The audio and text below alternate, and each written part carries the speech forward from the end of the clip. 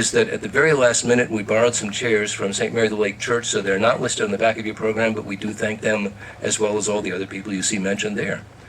So without delaying things any further, Jeff Kenney, my cousin and colleague, is going to be our host for this program. Thank you.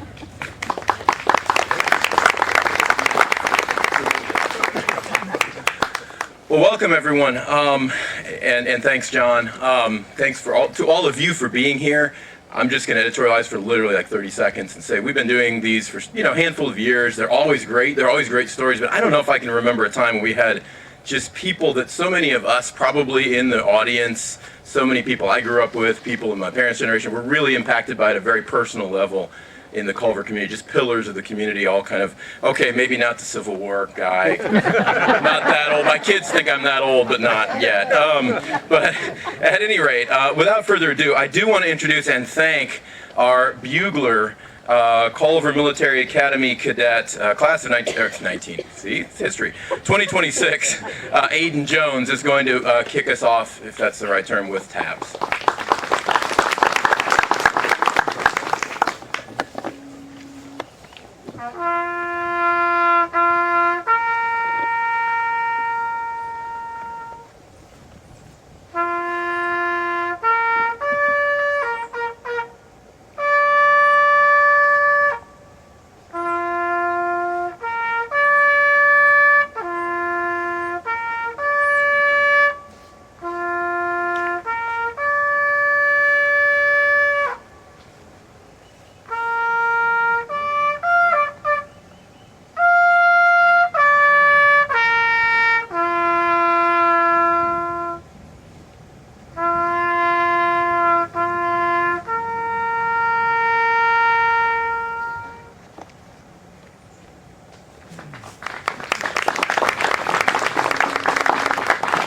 Thank you, Aiden. So, as I'll do with each of our decedents, a decedent is the technical term for the people we're portraying today. I'll ask, I don't know that there are any family members in the area of John M. Quinn, who is our first, again, decedent, but if there's anyone related or a family member, please stand up. I don't think so, but all right.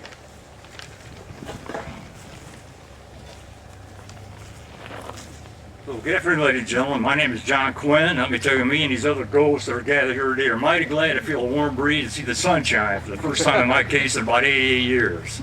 So, thanks for having us back. My time is brief, so I'm going to just give a brief bio about John Quinn.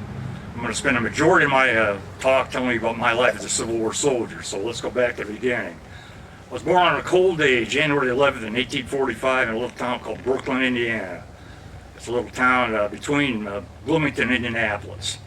In December of 1863, I enlisted in Company C of the 33rd Indiana Regiment of Volunteer Infantry, part of General William Tecumseh Sherman, Army of the Tennessee. You all heard of General Sherman? Right? Uncle Billy, we called him. So when my training was completed at Camp Morton in Indianapolis, I was sworn in the United States Army on December the 31st, 1863. I was just 18 years old. I then traveled by train from Indianapolis on to Chattanooga to join my regiment. I got there just in time to participate in General Sherman's Atlanta campaign, which started in northern Georgia in May of 1864 and ended when Atlanta surrendered on September the 2nd. Well, the Atlanta campaign was one of the toughest, most important fought during the war. The loss of Atlanta broke the back of the Confederacy. During that time, we fought in eight major battles. Well, folks, that's a lot of combat, right? Yep. Right. So, was the 33rd Indiana involved in all that? Well, let me put it to you this way. We suffered more combat casualties than any other regiment in General Sherman's army, over 100,000 men. Yep. You may call that the intervention of divine providence, the luck of the Irish, but somehow I got through all that with nothing worse than a bunch of chigger bites. Anyone who's ever lived in the Deep South knows what I mean by that, right?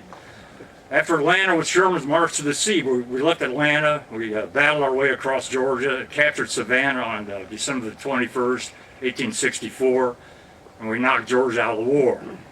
After a brief rest, we left Savannah, marched northward across the state of South Carolina into North Carolina, a distance of about 425 miles, where we forced the surrender of Confederate General Joseph Johnston's army at Durham, North Carolina on April the 26th of 1865.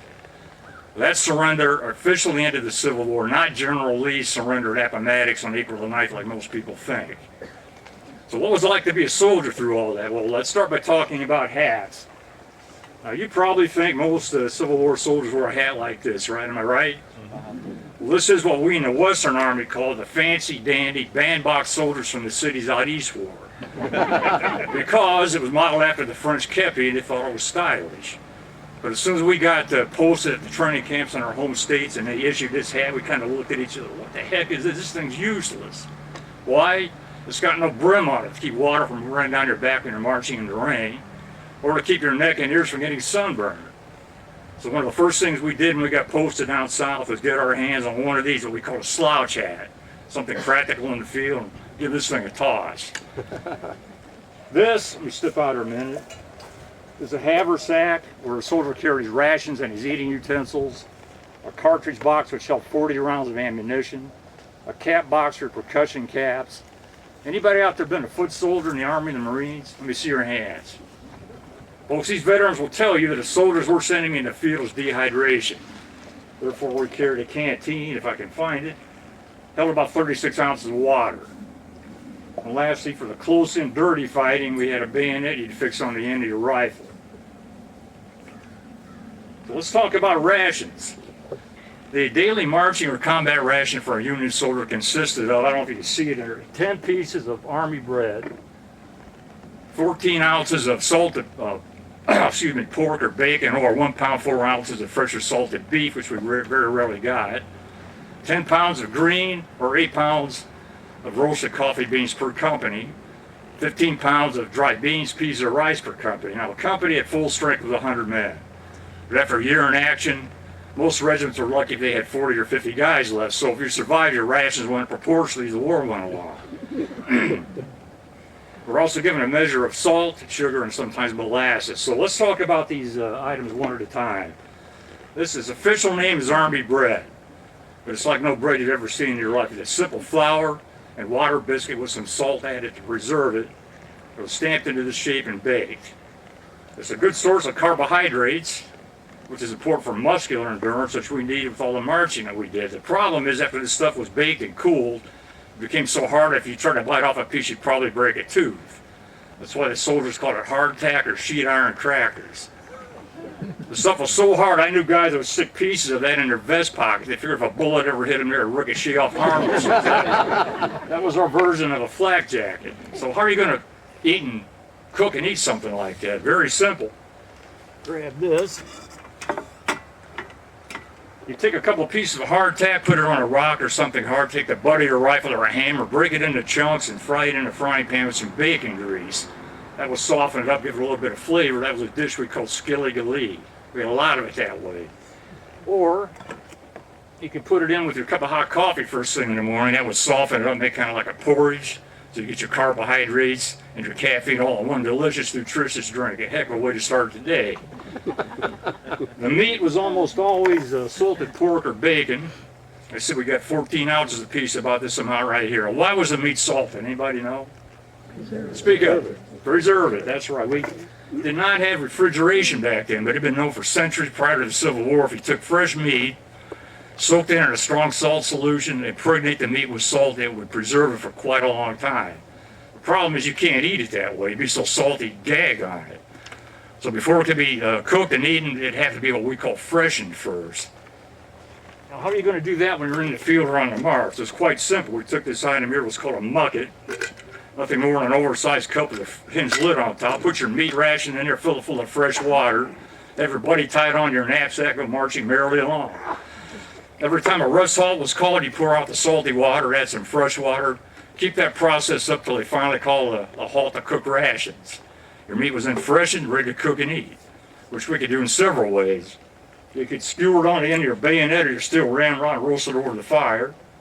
Or you could fry it in a frying pan. Now, speaking of frying pans, no soldier in his right mind is going to lug along a heavy cast iron skillet. Being the ingenious fellows that we were, we'd get our hands on an extra canteen, cut the cloth cover off, hold it over a hot fire, melt the solder joint, break it in two, Take our half to the company blacksmith who would forge a handle, rivet it onto the canteen half. You now have this handy dandy lightweight skillet that weighs practically nothing. You could easily carry that in your haversack or just tie it on your knapsack. Our other ration items is, like I said, dried beans, peas, or rice, almost commonly dried beans. If you do the math, if you've got, say, 50 guys at a company, you got 15 pounds of beans, you get about 5 ounces of beans, about what's in this poke bag right here. Now, you cannot take dried beans, stick them in your mouth, chew them up, and eat them, can you? Well, you could, except for 3 things. They'd be mighty tough to chew, they'd taste terrible, they'd give you the worst case of gas you'd ever had in your life. So to cook those items would be another job for the mucket. Just simply put your beans in there, add some water, boil them over the campfire until they were tender.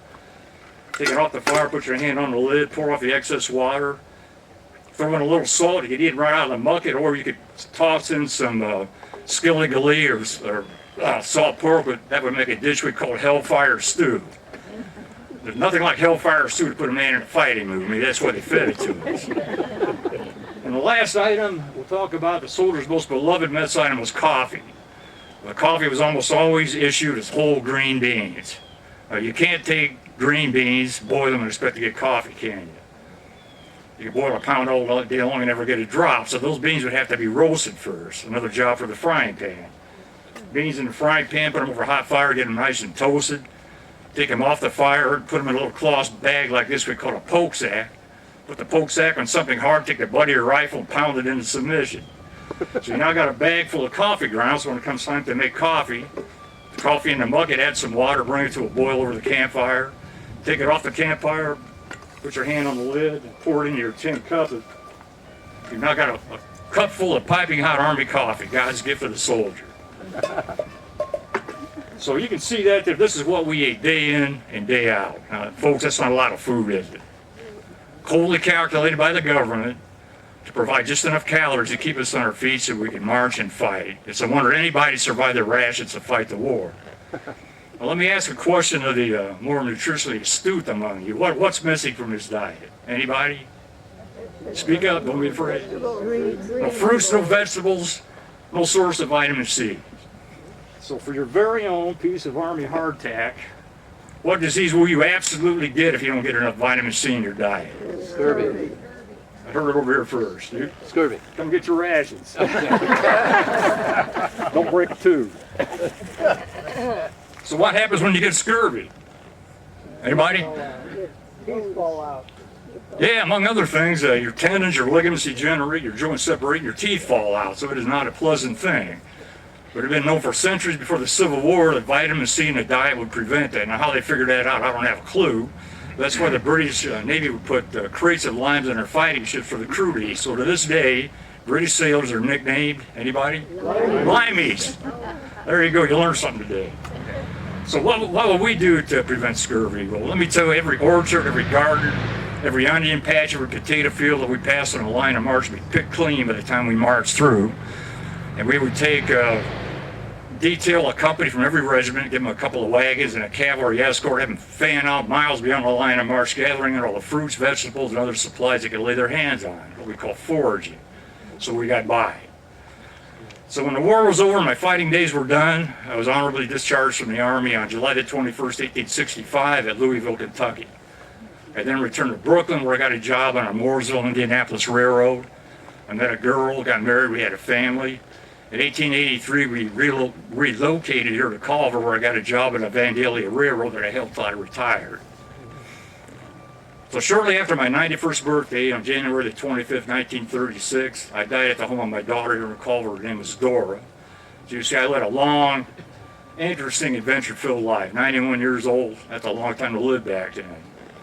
So I want to thank each and every one of you for giving me the opportunity to come back to Culver one more time to share with you the story of my life. I hope you enjoyed it. And one other thing, when all the presentations are done, anybody who's interested, if you want to follow me over to the gravesite over there, I'll give a demonstration on how to load and fire a Civil War rifle. Okay, thank you.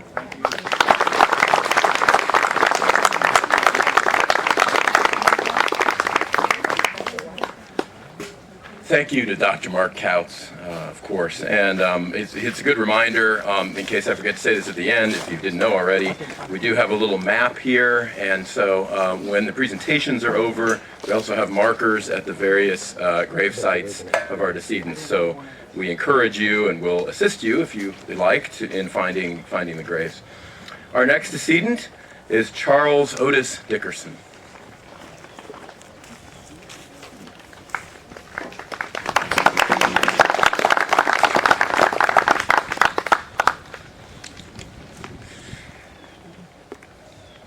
At Culver Military Academy's graduation in 1969, my friend Roy Scot, Sheep Scot as many people called him, and I were awarded Culver First Class rings in honor of our contributions to the school.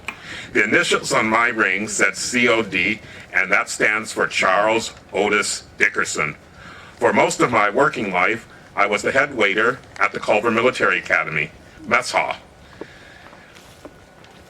But when I came here in 1904, at just 16 years of age, things were a little different. Now, I was born in Rockville, down in Park County, Indiana, back in 1888, and I came here to the village of Culver to get a job. My brother had recommended the place to me, and that sort of word of mouth did a lot for recruiting for us over the years. All over the Midwest, when young colored men were looking for a steady job and a nice town to live in, people would tell them, "You go to Culver and ask for Mr. Dickerson." We rarely had fewer than 30 waiters working at each meal, so I was able to give jobs to a lot of men by the time I retired. But what I started to tell you was that things were a little different, and let me explain that to you. Mr. Culver, I suppose you know, had started off with the Chautauqua, the Culver Park Assembly, before he got into the school business. And so he reused the various old wooden assembly buildings for his school. Now, the one that he was using for the dormitory and classrooms, the original Chautauqua Hotel, burned down in February of the first year of the school. But by next September in 1895, they had a brand new fireproof brick main barrack with a dining room on the ground floor. And that's where I worked the first year that I was here. But then they built what they called a little gym, and that meant the old wooden Chautauqua Tabernacle could be converted from a gymnasium to a mess hall. And that's where I worked for the next 6 years until the big brick and steel mess hall that you all know was finished in 1911. Now, when I first started working at CMA in 1904, I was assigned to be the waiter at the superintendent's table. That was still Colonel Fleet, the old Confederate, who didn't retire from the school until 1910. I knew his nephew Reuben, who graduated in 1906, and Reuben's son David, class of 1929, and David's son, the Colonel's great-grandson, too. And of course, the Colonel's daughter married Lieutenant Genelette, who went on to become the next superintendent and was eventually promoted to Brigadier General Genelette. In any case, though, by 1909, I had moved up to be the head waiter, and I held that job until I retired in 1953. Though I unretired in 1958 when the Academy changed over to the cafeteria service in the dining hall, and they needed my advice on how to make it work. Then after that, I left the mess hall for good. I spent about 20 years taking care of the Alumni House. Now, for those of you who don't know where the Alumni House is, it sits right on the corner of Academy Road, right across the street from Logansport Gate. As I said, I had a staff of 30 waiters for each meal, and each man served 2 tables with 14 cadets at each one. My deputy, Roy Watts, and I held inspection before each and every meal to make sure our staff was spick and span. They did an amazing job of bringing everything out to the tables at the start of the meal, pouring drinks and so on, and then gathering it all up and rinsing it off at the sinks, which were around the outside of the dining hall, and then taking the monogrammed silver and china back to the washers.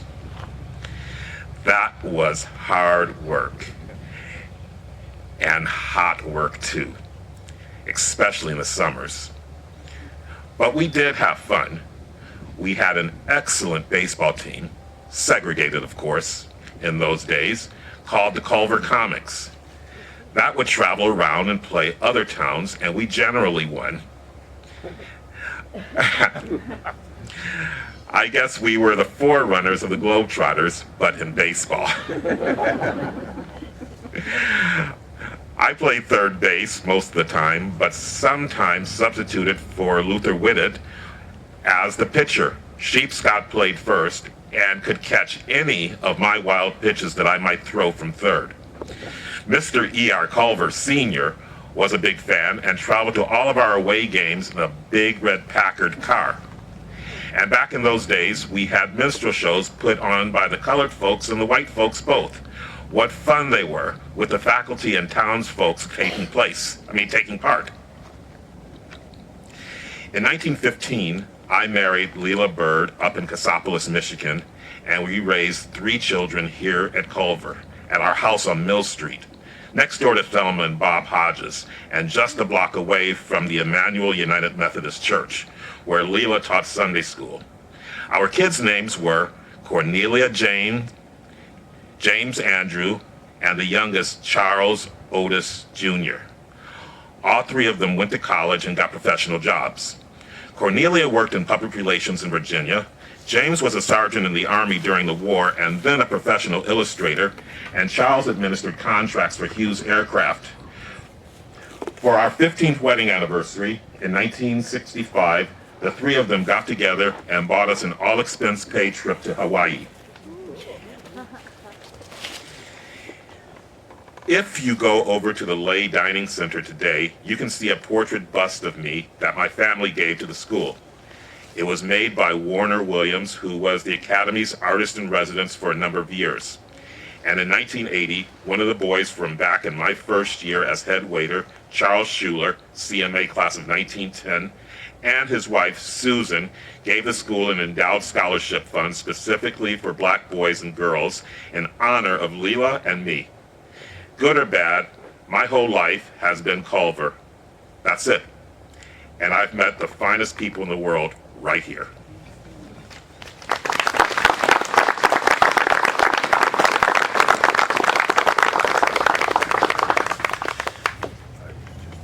Thanks so much to Harold Clarke for presenting. And I neglected to ask, I don't think there are any members of the Dickerson family here, but if there are, please stand. All right, our next decedent. Any descendants or family members of Oliver Shilling here today? Oh, there you go. Yeah. All right. So, Oliver Collier Shilling.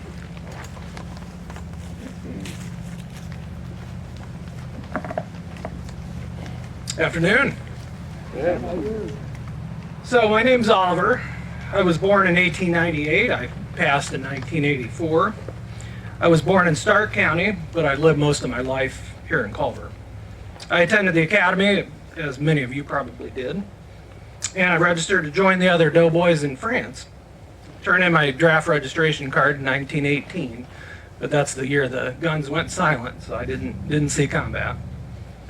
I went to school to become a pharmacist, and I was proprietor of the Culver City drugstore. In 1923, I married my sweetheart, Ruth. Well, we had a son. His name was John, and he gave his life in Italy in 1944. We decided to start a new life the following year, and as that war, World War II, ended, I moved to California and got into the real estate business. Ruth died in 1960, and I came back to Culver. I was a member of the Culver Legion and Academy Alumni Association. I also served on the board of directors for the Culver State Exchange Bank. And speaking of that bank, you may know a more exciting story. In a town like Culver, there's not a whole lot of excitement, so I'll tell you a little story. It was May 29th, 1933. The Depression was just a few years in. It was a Monday morning, and the bank was robbed. 6 bandits came in just after 9 o'clock They ordered 2 customers and Jesse and Heine, who were painting the front doors, inside at gunpoint. Everyone in the bank was ordered to the floor, but not before Mr. Osborne turned on the alarm. He saw the robbers from the window in his office.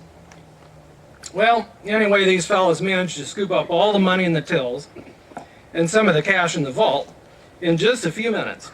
But before they managed to make their escape, I took aim from the building across the street and I shot the getaway car driver. Well, I couldn't do anything else though, because they took 2 of the employees hostage and shielded themselves on the running boards of the car. They made a getaway, but they only got a little ways away because the driver was hobbling from a gunshot wound. They made a little ways down Highway 10, and the driver collapsed. The other fellows, they went into the ditch. The car went into the ditch, and they hid in the swamp. Well, the boys tried to steal another car from Dr. Mackey when he drove up on the scene, but by then it was too late. A posse from Culver was joined by some boys from Plymouth and the commandant of the academy as well. And they formed a circle, and one of them boys was up in a tree, and a couple were, neck deep in the swamp, trying to keep from being seen. 4 hours later, it was all over, and $9,000 had been recovered.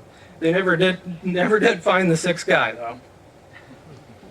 Well, you have to realize, since my dad was the bank president, I was always on the lookout for these gangs. I was a pretty good shot, too. 1933 was a tough year. People didn't have a lot, so you have to understand things like bank robberies were going on a lot.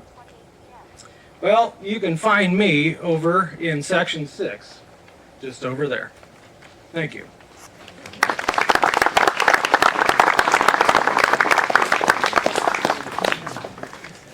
Thanks to Joe Fox. If you don't know him, he is the director of the Culver Union Township Public Library, and I'm going to add my own little slice of that. My grandmother was W. Osborne's secretary and always told us about how she had to lay on her stomach when those robbers came in 1933.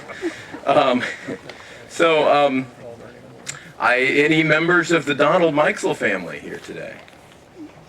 Yeah. All right. Yeah. Thank you. And so our next decedent is Donald Mikesell Sr.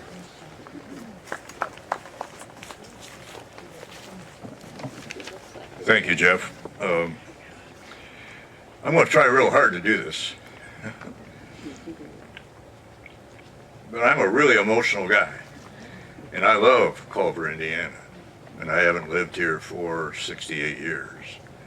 So this has given me an opportunity not only to meet some people, and I hope I can meet some more of you, that have names that really are part of my life growing up as a kid. Donald E. Mikesell was born May 30th, 1911. His mother was Clara Easterday Mikesell. Father was Claude. I think the E in my name is probably related to the fact that my mother's maiden name was Easterday. Had 4 siblings. Coral, the oldest, Art next, sister Opal Benedict Mikesell, and the youngest one was Oscar Mikesell. I graduated from Culver High School. Spent a little bit of time initially working for my dad. My dad happened to have a hauling business and some other things. And then I ended up working for the town of Culver. 1934, I married Alice Handy from Plymouth, Indiana. We had 3 children. 1935, we had Janet. 1938, we had Donald Wayne. Family referred to him as Donnie, and he doesn't really like that, by the way. And the youngest one was Bob, born in 1942. Dad, basically, Mom worked at home, but Dad actually worked for the street department in Culver. In 1944, he was drafted into the United States Navy. He had at home an 8-year-old, a 5-year-old, and an almost 2-year-old. He was in the service from 44 to the end of 45. I was on an LCI, which was a transport ship. Our responsibility was to move troops from island to island and to rescue troops throughout the Pacific. And it was a very difficult time for me because I wasn't with my family. I returned home in November of 45 and continued to work for the town of Culver. In 1946, the town board asked me to become the town marshal, and I did that until 1968. Being a town marshal in a small town is a very special thing to do. And given my personality, I was not a tough cop. That's just not who I was. I was a person that knew, and especially with youth do lots of stupid things. And so you have decisions to make about, do you incarcerate? Do you lecture? Do you chastise? How do you hold them accountable? And I found a variety of ways to do that. Many, many different ways. And there are many, many stories which, of course, I don't remember. My job as a town marshal, I spent time in a variety of things. Believe it or not, in Culver, there are disputes among spouses. And for some reason, they might choose to call the chief of police. In all cases, I think I was a pretty good mediator. I don't think I had anybody that did a disastrous thing to a spouse one way or the other. And of course, most of it was male-female, not the other way around.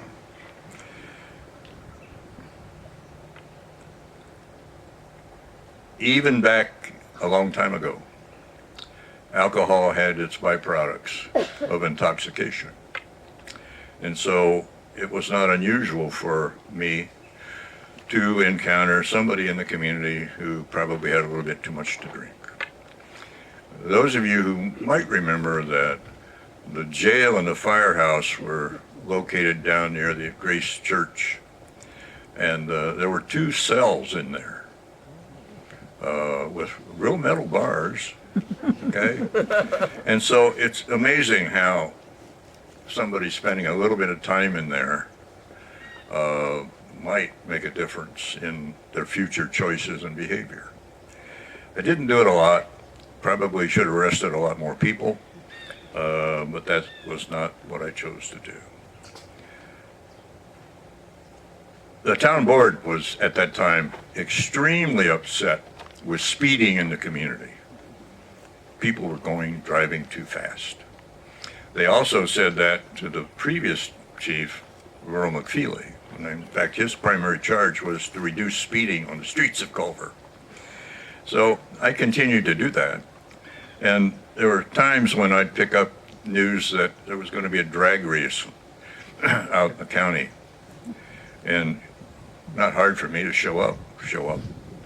And obviously the drag race didn't continue very long.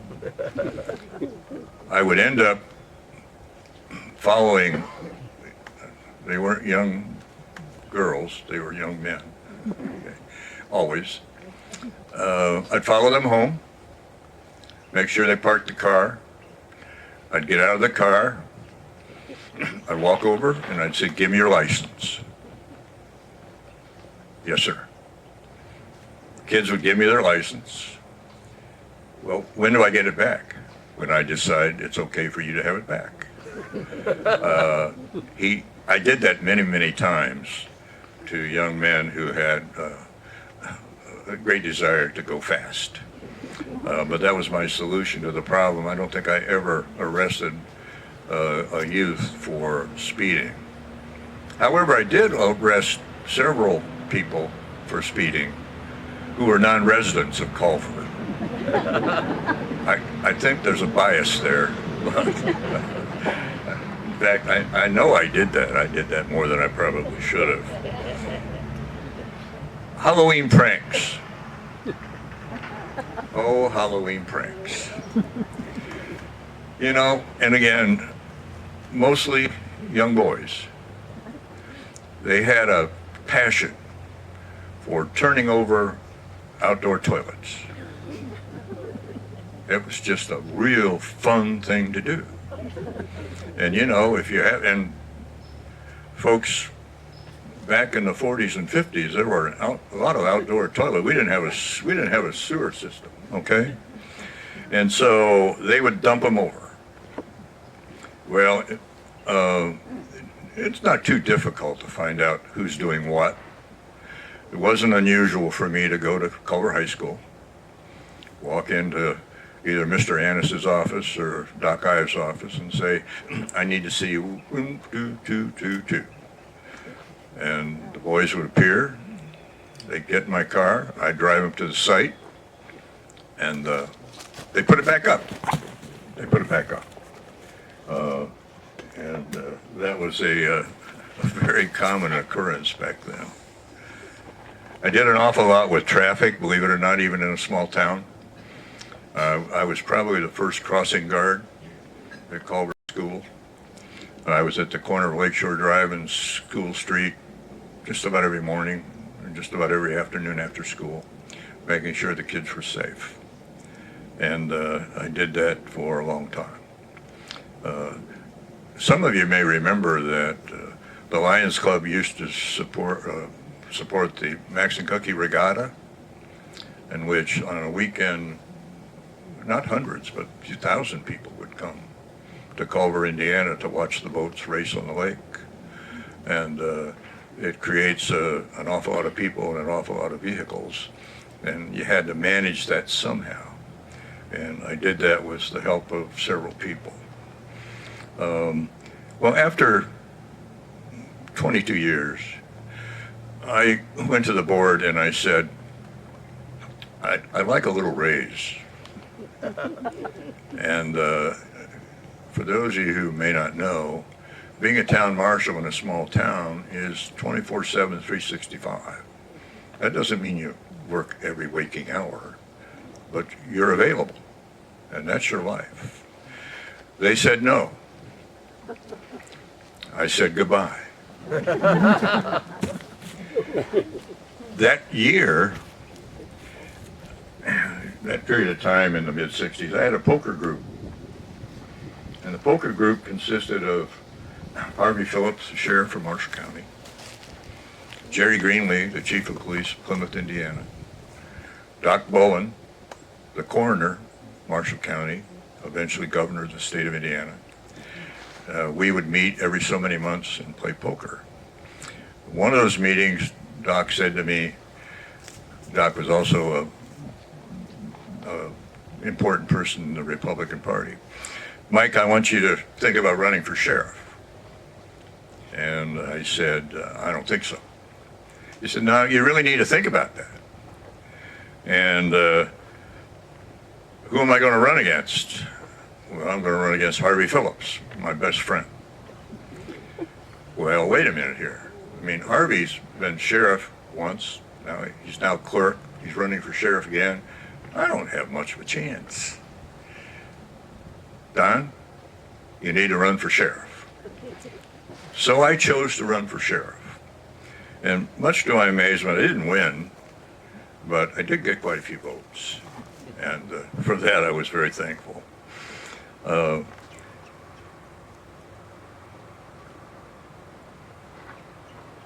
1984, in the afternoon, I said to my wife, Alice, honey, I don't feel good.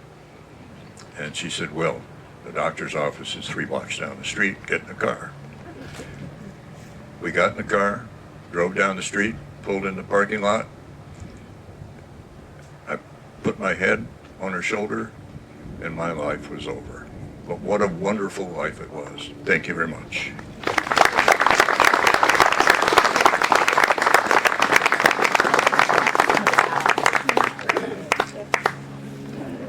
That's wonderful. And thank you to Don Jr. for presenting. our next decedent. I know there are family members of Robert McKinnis in the audience, yeah. And so, without further ado, Robert McKinnis. Here he is.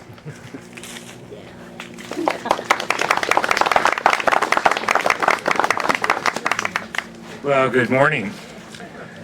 My name is Robert McKinnis. Some people call me Bob. My wife Esther, she always called me Rob. I was born in 1918 in Winnemac to Max and Alice McKinnis. I had 3 sisters, Jane, Norma, and Dolores. When I was a 12-year-old boy, we went to a family outing that happened to be at a stone quarry near Rome, Illinois.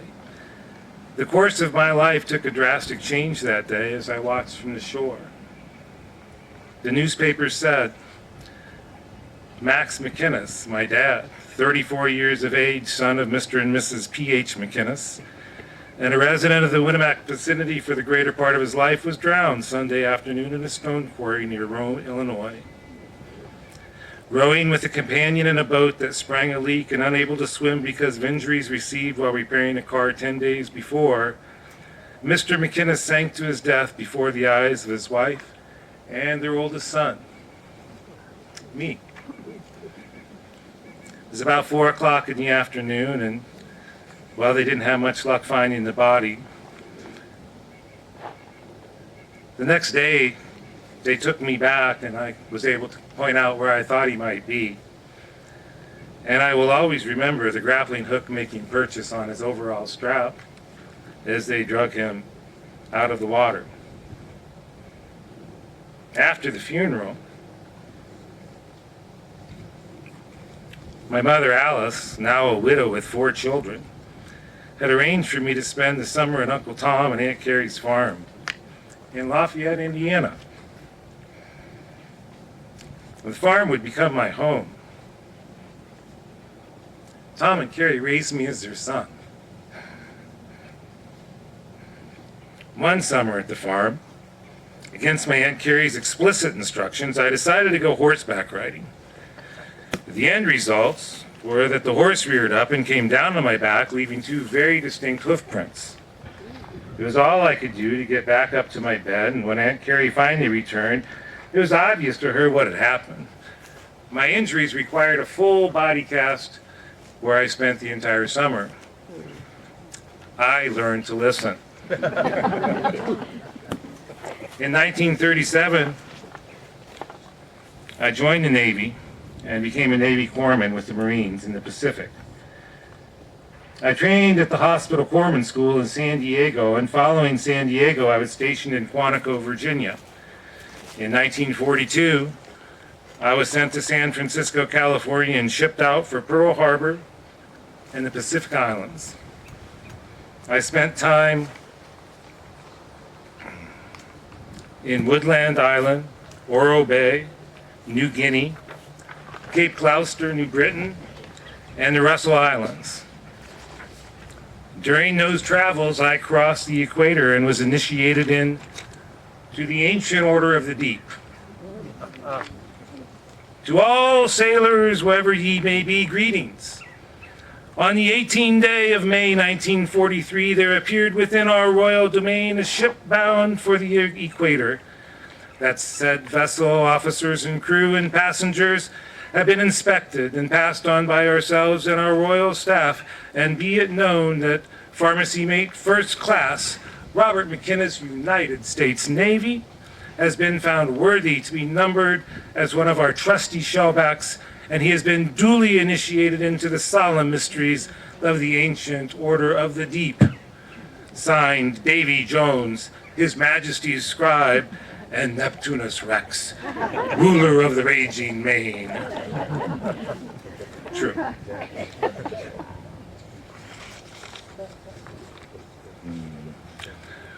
We would occasionally receive mail while overseas. I kept a particularly sweet postcard. You can see it if you want later, but it's a woman kissing a GI. It says, "Tonight, I leaned across 10,000 miles and kissed you. On the back, it just says, how true, how true. It's signed BJS. Betty Jane, Betty Jane. The details aren't all that clear to me now, but at some point in the travels of the Pacific, we had encountered and captured a Japanese submarine.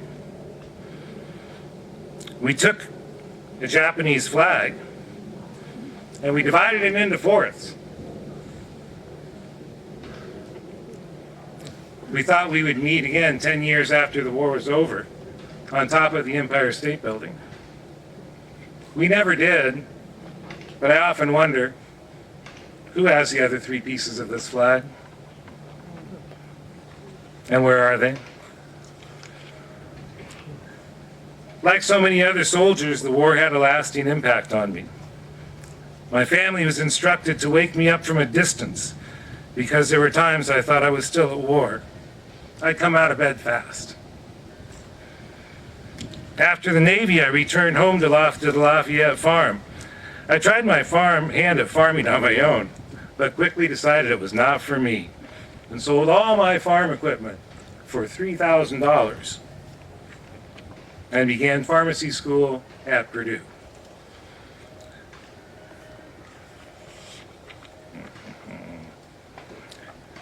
We were good friends with a family at the time by the name of Arvidsson, who had a farm down by Otterburn. And there was a girl who stayed with them during the summer. Boy, was she something.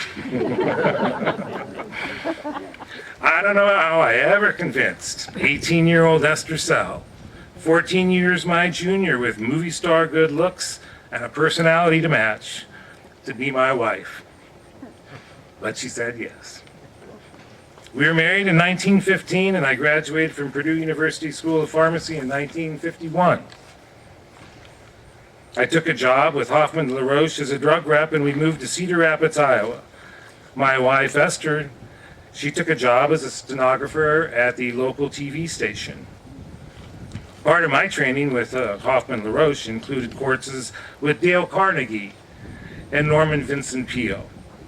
Those courses served me well over the course of my sales career at Hoffman. We made lifelong friends with a couple named Jim and Arlene Bader and kept in touch with them throughout our lives. After moving back to Indiana, PT was born in South Bend in 1955. Scot came along in 1959 and was born in Rochester, Indiana. The Woodlawn Hospital bill for 5 days amounted to a total of $117.35. This included 5 days at $13 a day for room, a $3 operating room charge, $9 of lab fees, and the nursery for $17.50. Here's the bill.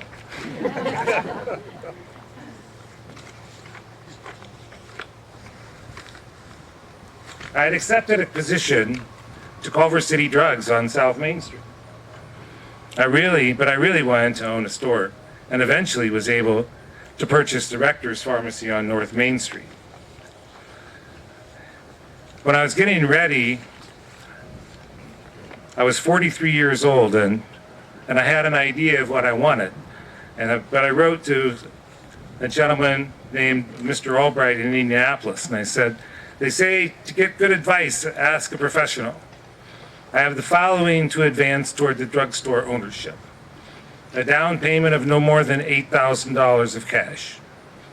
Sufficient cash to last for several months. Maturity, I'm 43. 5 years of managerial responsibility for a non-registered owner. No indebtedness. The drugstore we visualize is a going business with a gross volume in excess of $60,000, priced according to its volume and in agreement with accepted standards. Located in a progressive community, other than a metropolis area, and doing a respectable prescription business. I've been approached by a few people to buy their drugstores for sale, but they seem to expect far more money than their business than I thought it was worth on the basis of their stated gross volume. They seem to have built a monument to themselves with inventory. Any assistance or advice would be greatly appreciated. And that's how I became the owner of Rector's Pharmacy. Both downtown drugstores had soda fountains, and they were both part of the social fabric.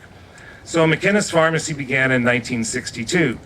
Don Mikesell was the local town marshal, and he was a frequent visitor to the store. I believe he smoked Luckies. In a town like Culver, you never know who might come through the door, and one day a man from Chicago stopped in. Well, his name was Ernie Banks, and he was the star first baseman for the Chicago Cubs.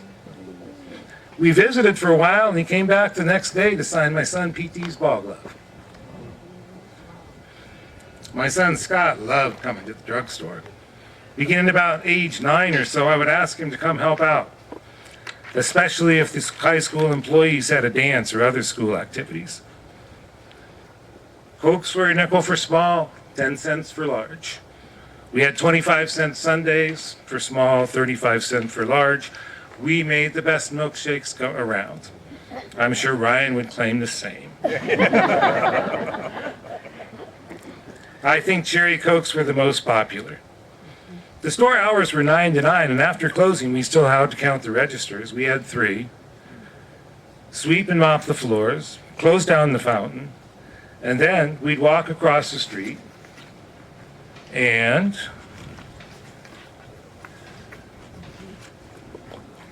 we would make our deposit to the State Exchange Bank in the nightly drop box.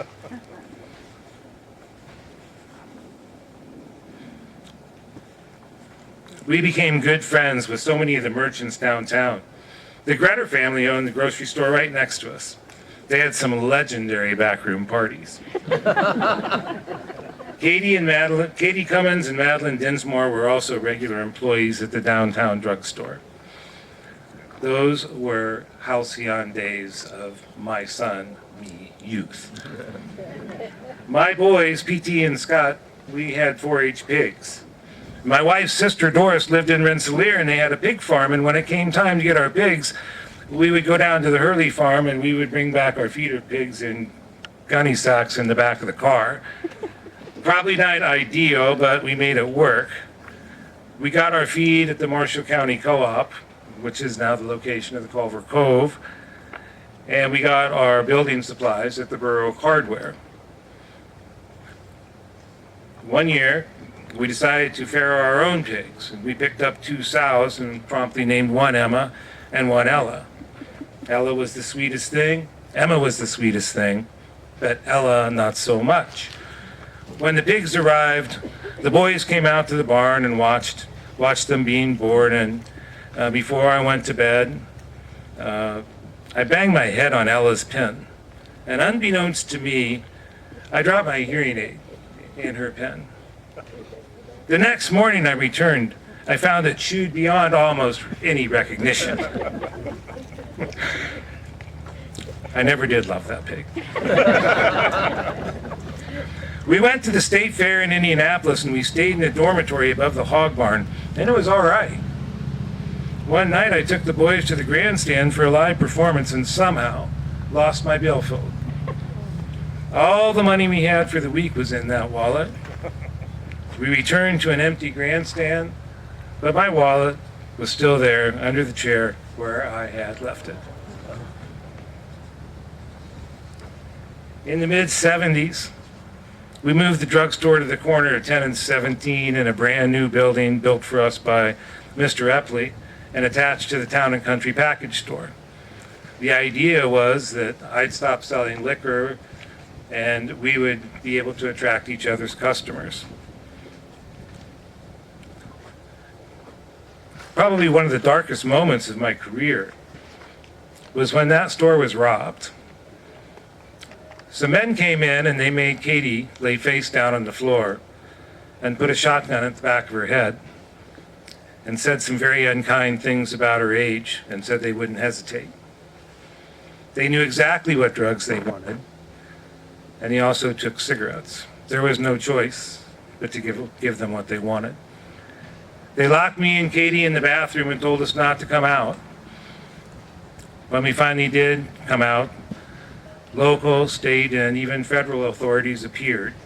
They had questions and took lots of fingerprints. And I believe many days later I had to go identify the suspects at a nearby county jail. They were convicted, and we got our first security system. After a time, we joined forces with Ron Tusing and built our own store on Academy Road, where I worked until I retired. Katie worked right along beside me up until my retirement and was also one of my very best friends in my life. I was honored to be asked to serve as the Grand Marshal of the Lake Fest Parade. I think my life in a small town turned out to be a big life, a good life. I had some health issues toward the end, and it resulted in my leg having to be amputated. Well, it wouldn't heal, and my Navy Corpsman background made it clear to me I wasn't going to get better. I was able to go home for one last Christmas.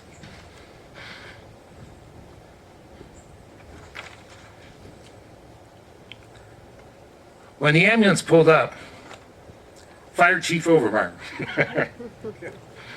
was there to greet me. Good to have you back, McKinnis. My neighbor, Annie Pilarski, attended my dressings, and we had a visiting nurse.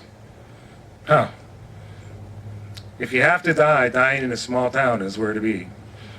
And never doubt that angels, the nurses are all angels on earth. That night I did finally pass away. My son called Dr. Deary. I said, I think he's gone. It was 3 a.m. I'll come over. Just to be sure. Not long after, Jim Bonine and his son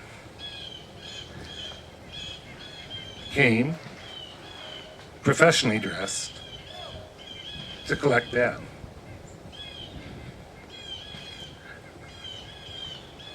My life in a small town was a good life. Thanks.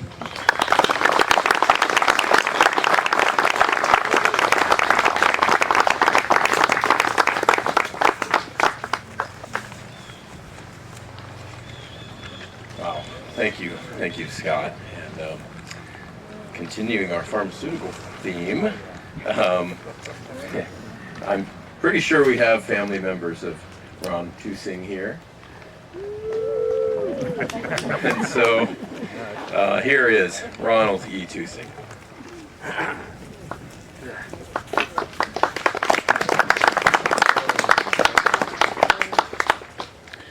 All right, I'm gonna try to compose myself during this. This is gonna be kind of tough, but I'm excited. Good afternoon.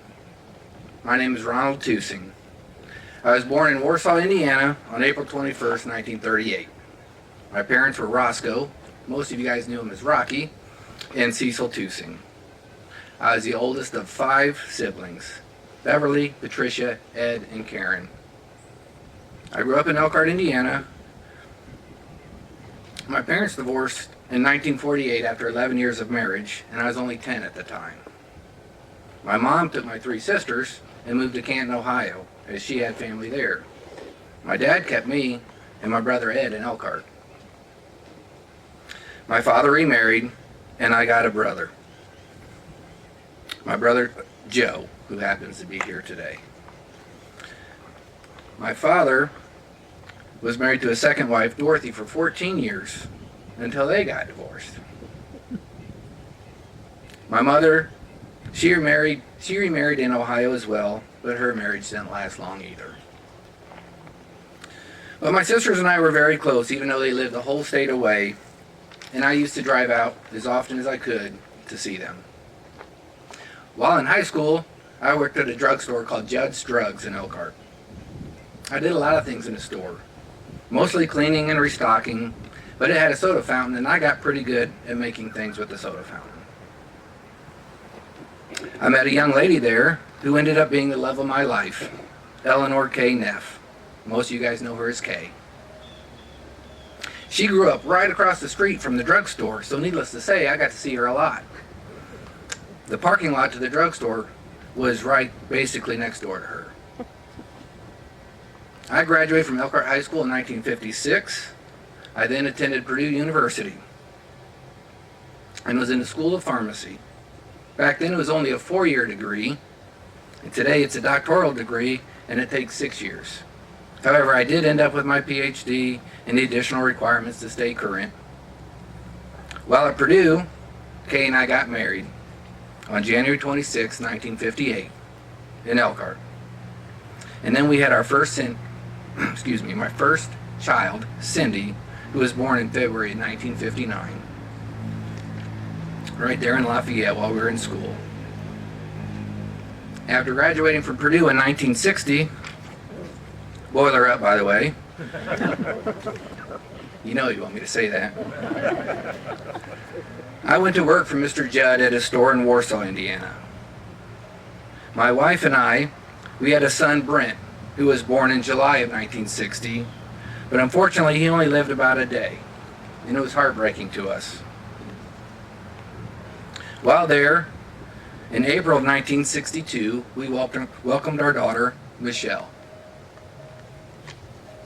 I really loved being a pharmacist. I truly did. I loved helping people, and I enjoyed working for Mr. Judd, but I wanted to own my own store. So in the fall of 1963, after looking for stores that were for sale, we bought Culver City Drugs. I thought maybe from Mr. Shilling, but evidently it was from Barrett and Lucille Irwin, who must have bought it after you. I promptly named it Mr. T's. The store was located at 107 South Main, and it didn't take me long to feel like I belonged here in Culver. Our first house was on Lakeshore Drive, where the funeral home currently is, before it was the funeral home. One special event that happened there while we were living was we had a special wedding reception for a very special couple, my parents. Rocky and Cecil got remarried on their original anniversary of July 17th, but this time 1965, after being divorced for 17 years. My sister Bev and I were the maid of honor and best man. We lived in 3 different homes while in Culver. Where the funeral home is, like I said before, it was the funeral home. And then we moved just east to the northeast corner of Plymouth and Lakeshore Drive. And then finally our home at 306 North Main. Those 3 moves were less than a block away from each other. I can't say it enough, but Culver has been very good to me. I love this town. Everyone looks out for everyone, and I wanted to look out for them. I would tell my customers to call me anytime, day or night, if they needed something. It didn't happen a lot, but every now and then people would need some medicine, as maybe they were in the hospital in the middle of the night and needed a prescription filled, and I'd gladly do it. Some of the organizations I was involved with were the Chamber of Commerce, where I was the past president, the JCs, and some of you even remember the Culver Cleanup Committee. I know my son really enjoyed it because that's where the fire department would come in and they would hose down the streets. And he enjoyed playing with the fire hoses as the firemen would let my son do a lot of the work.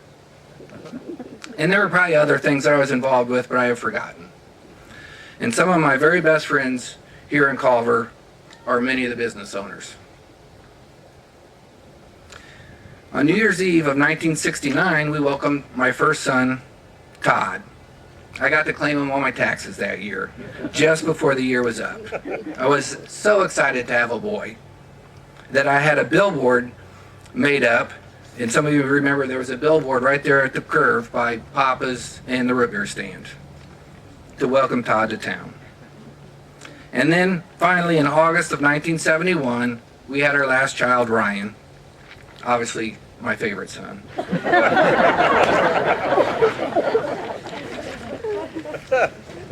Business was going great. However, I wasn't thrilled when Hooks came to town, to be honest. It was going to be tough competition. So I had to get creative. And in 1977, I joined forces with Rob McKinnis, who was another pharmacist in town. Rob and I built a pharmacy at 806 Academy Road, and we kept the name Mr. T's. It was much bigger than our old store. It was perfect for the two of us. We had great staff. Rob brought Katie Cummins to work, and I had Jean Triplett. They both worked for Rob and I for most of the time we had our stores. We also love to thank our customers in several ways, but one was every Christmas Eve, we would have a thank you lunch. And many of you may even have had my special Manhattans that I made for the occasion. Some of you probably don't remember that day. We would frequently hire high school kids, and we had many great kids who worked for us over the years. And of course, we had our own kids who worked for us as they were cheap labor. But if you worked for me, you couldn't wear jeans. It was business casual. And one of my pet peeves was handprints on the windows and glass. I made my employees, if they were not busy, clean the front doors and glass display cases about every hour. And if there are any past employees here today, you know what I'm talking about.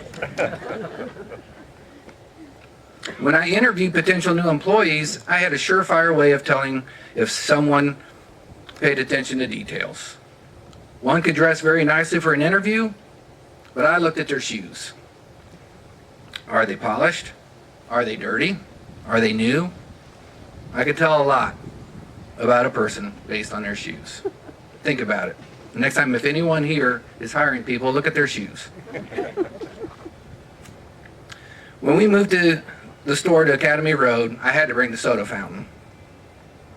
And one of the things that I loved to do was offer free ice cream to the kids. If you went to Dr. Deary's office, one of the treasure chest items was a free ice cream cone. And it's been a while and I kind of forget, but I think we also used to offer it to Little League. And even if you hit a home run, you may even have received a banana split. Rob and I were partners for 10 years. We were a great team. However, in 1987, Rob retired. So I bought out his share of the business. And that year I remodeled the store. And unfortunately, I had to take the soda fountain out as it was just too much with the upkeep of that. As many of you may remember, I like to have fun and joke around a lot. One example, I would often take out a banner ad in the Culver Citizen. On the inside pages, they would put the score whenever Purdue would beat Notre Dame. That I often referred to as Notre Who, and IU. I don't think my kids enjoyed it that much, as their peers would never let them live it down when Purdue would lose to them. Nor would my customers ever let me live it down. In January of 1991, our son Todd was a student at Vincennes. He went missing for over 40 days. We went down and searched for him and everything. Nobody knew where he went. It was unlike him. But unfortunately, Todd was found dead, and it was very hard on Kay and I.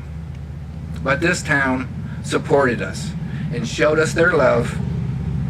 They picked me up when I needed it most. And on a side note, while I was a student at Ball State in the 90s, Don Mikesell was the Dean of Students at Ball State, and he picked me up. He even called me to his office. You probably don't even remember that, but I do. So thank you for that. But this was a very hard time for me.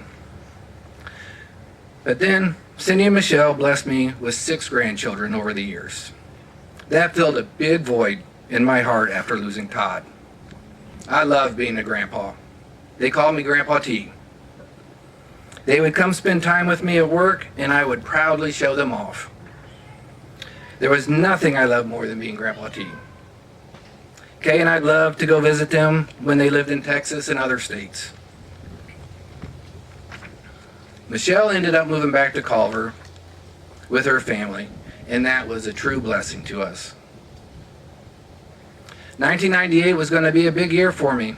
It was going to be our 35th anniversary of Mr. T's. I was getting things ready for our big celebration.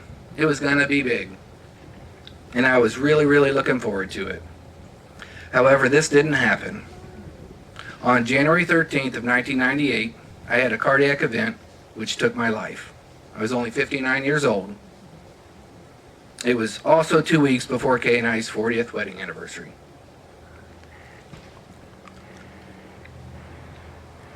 Excuse me.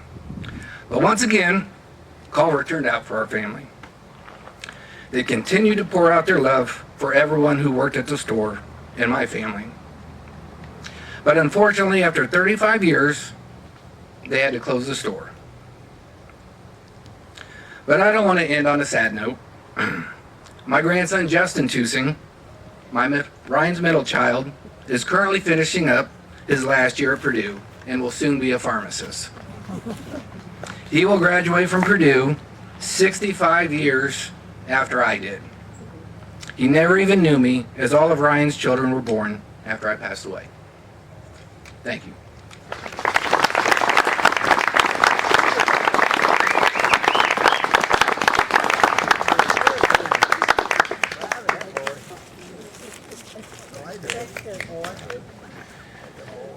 Well, thank you, Ryan. It's been an emotional roller coaster, but in a good way. It's just awesome. So our final decedent, I know they're family members of Eunice Agnes Burns Schrimsher here today. And so here's her story.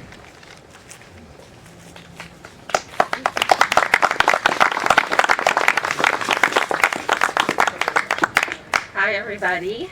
So my name's Chelsea and Eunice was my grandma. I think I'm supposed to speak in the first person, but I'm not great at rules, so I'm not going to do that. I wrote something a little bit different, so I think a lot of people here probably knew my grandma, but here we go. So I'm Chelsea, and I was lucky enough in this life to have Eunice as my grandma. I'm sure some of you here are longtime Culver residents, and we're privileged to know her. But if not, I hope these stories give you an idea of who she was and how special she was to so many people. My grandma Eunice was born on July 9th, 1930, to David and Frida Burns. She graduated from Culver High School in 1949, and she married my grandpa Glenn Schrimsher on May 28th, 1955. They have 3 children, my dad Glenn, my Aunt Cheryl, and my Uncle Scotty. An outsider might say that she lived a quiet, ordinary life, but if you met my grandma, you knew she was anything but quiet, and she truly was extraordinary. Grandma wasn't only loved by her family, but she was a staple in the Culver community. She spent nearly 40 years working for the Culver Police Department, and she spent over 30 of those years as the beloved crossing guard for Culver Elementary School. To tell you that she loved this job would be an understatement. She was absolutely made for it. She didn't simply stand in the intersection and wave the kids across the street. That really just wasn't her style. So she would hold up traffic while the kids hugged her, while she zipped up their coats,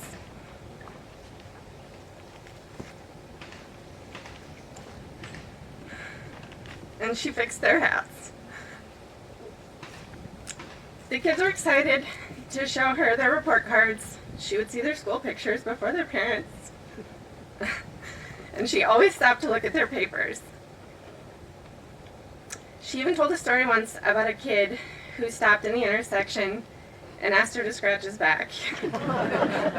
Which of course she did. She took her job very seriously, but it wasn't unusual to see her dancing in that intersection either. It wasn't put on or an act. She really was just that happy to see the kids every day, and she radiated joy. Her happiness wasn't restricted to when she was working. She was just as happy at home. She thrived as a mom and then as a grandma to my cousins, Nick and Alyssa, my brother Chase and I, and my little cousins Jordan and Trayton. We all spent quite a bit of time at her house growing up, and I'm confident she solely kept the Schwanzman in business for years. She had tons of snacks for us to eat when we came over after school, and the fridge was always packed.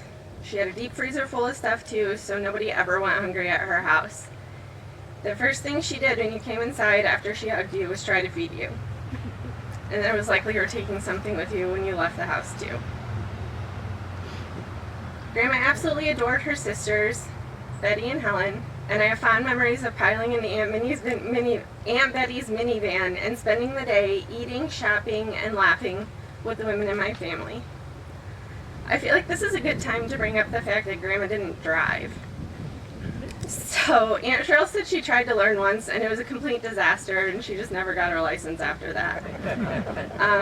It's funny because you guys know she worked for the police department, so Wayne Bean would come and pick her up every single day in the morning and drive her down to the corner, and then they would drive around all day back to the intersection in the afternoon, and then he'd drop her off at home.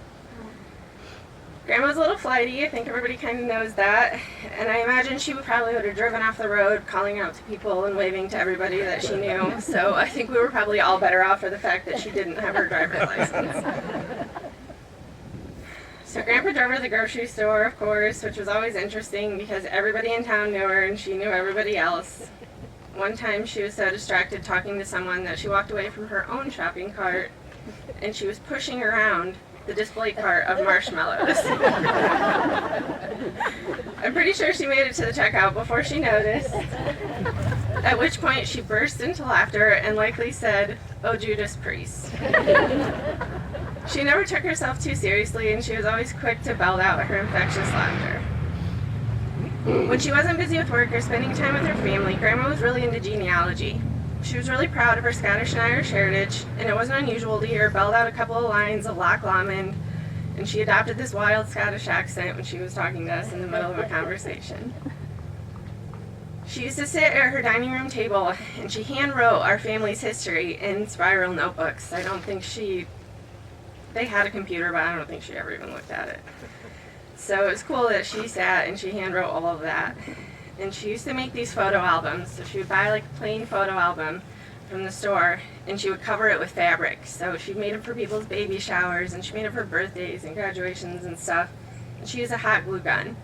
So she was constantly pressing this lace into the fabric and she burned her fingers all the time. She was constantly, ooh, ow, ooh. And then she'd pick the glue off of her fingers all the time. But when she needed a break, she sat in her recliner in the living room and she did word searches or crossword puzzles. I don't ever remember her keeping still for long. Even after she got sick, she lived her life to the fullest. It has been almost 20 years since Grandma passed away, and my family has never been the same. I don't think that me yapping up here does her justice, but I'll never pass up an opportunity to talk about her. She's not the kind of person anyone who knew her would ever forget, but her memory lives on when we can tell stories about her. Grandma's the kind of person that you're lucky enough to meet once in a lifetime, and her zest for life was so rare, I suspect I'll never meet anybody quite like her. She loved and was loved by so many, but my family was the luckiest because she loved us best. And the last thing I'm going to say, if I can get myself together, I don't remember her ever being super religious, but she had this poem. It was a prayer that she had on her fridge. And it was there for as long as I can remember, and we printed it in her obituary. And so I'm going to read that for everybody today. And so it's called A Prayer for a Good Day. And it says, "Dear Lord, just for today I will be happy. I'm going to need your help. I will not dwell on thoughts that depress me. I will replace them with happy thoughts. Just for today I will make a big effort to be agreeable. I will be cheerful, Lord. I will not be crabby. I will lift my face in a smile instead of a frown, and I will remember fondly the warmth of hugging another. I will hug someone today I will even hug my dog or my cat. Today, Lord, I will do something good for someone else. I will not count the cost, and I will not ask the price. Dear Lord, thanks for listening to my grand plans. Above all, just give me a smile and a helping hand to get through my day. Thank you.